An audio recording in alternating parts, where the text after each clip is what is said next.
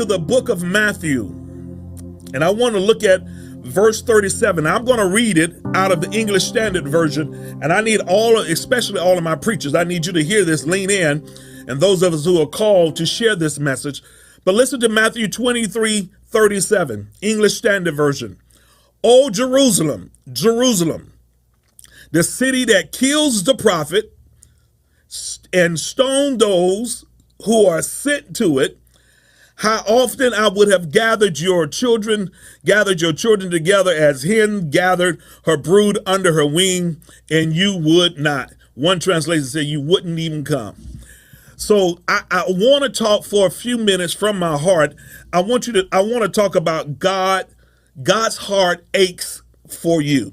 God's heart aches for you.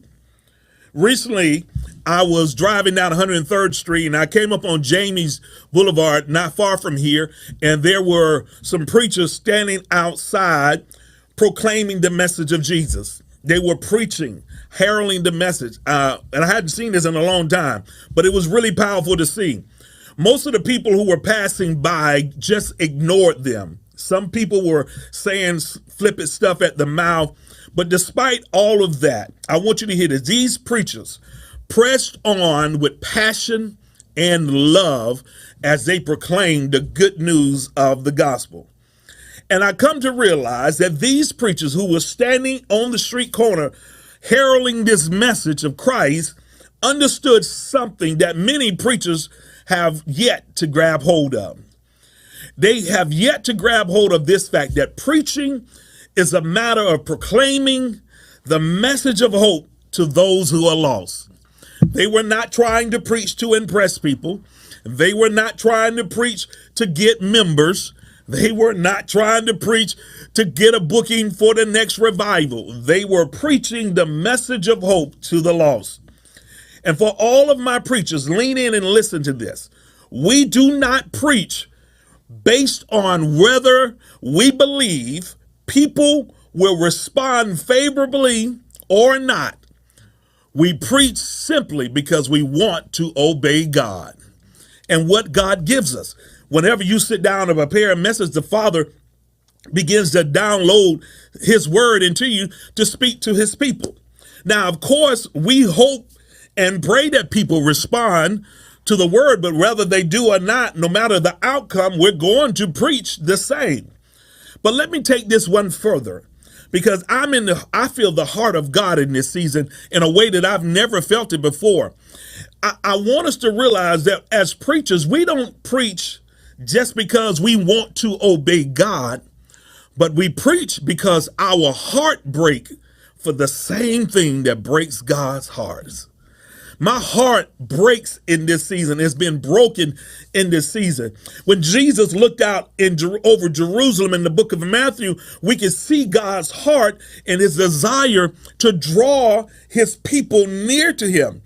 And he says, although you killed the prophets, although you're worshiping idols, and although you're taking God's grace and mercy for granted, God still loves you. This is the heart of God. And as we realize this, we understand that we serve a God who forgives repentant sinners and is long-suffering and full of mercy. I'm telling you right now. So I'm in this season where I am praying, and I hope you can grab hold of this prayer. If you are called of God, the hand of God on your life in any capacity, may God break our hearts for what breaks his, so that we have this burden to herald this message to those. Let us, church, come on, lean in and hear this. Let us never grow cold towards those who are far from God. Let us not just act like they don't exist. Let us not overlook. Let us always have this burden for those who are lost and far from God.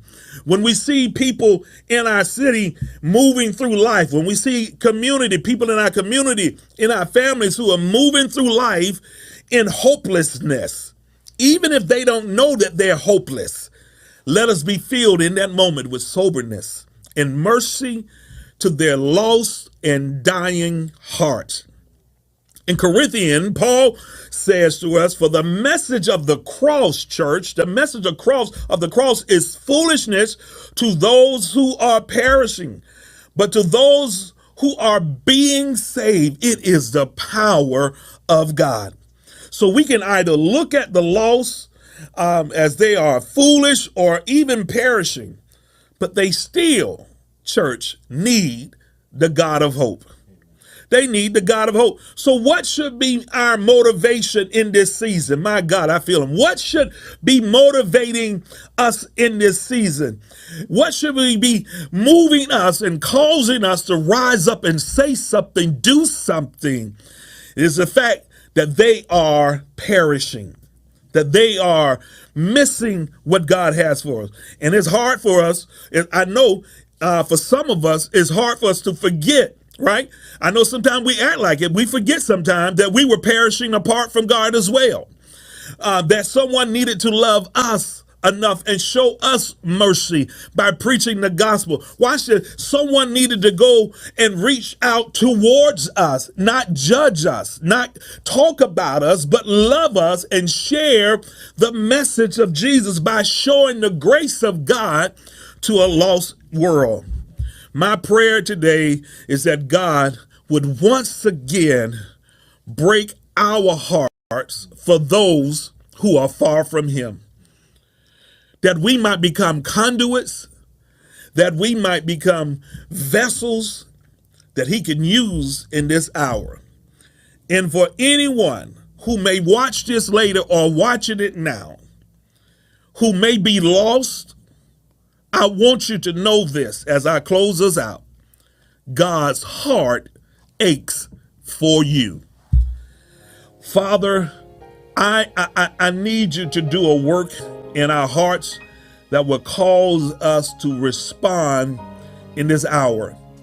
May we leave this moment and hear your voice and become the kind of believer that reaches out to those who are perishing and those who are lost. Do a work in our hearts, God. And even as we prepare for this weekend of ministry, I pray that you would use everyone involved in any bit of anything that you're trying to accomplish here at Builders of the Faith. Breathe over the food giveaway tomorrow and bless every family that comes on this campus. Move through the lives of the people who are passing out the food, that they will become conduits of your love. Father, move over the young people, the youth ministerial team, as they share your message with these young people in this untoward generation. Touch my wife and I as we share in discipleship class, and everyone that comes, may they receive your word. Father, then move and meet us in your service on Sunday. Meet us in your service on Sunday.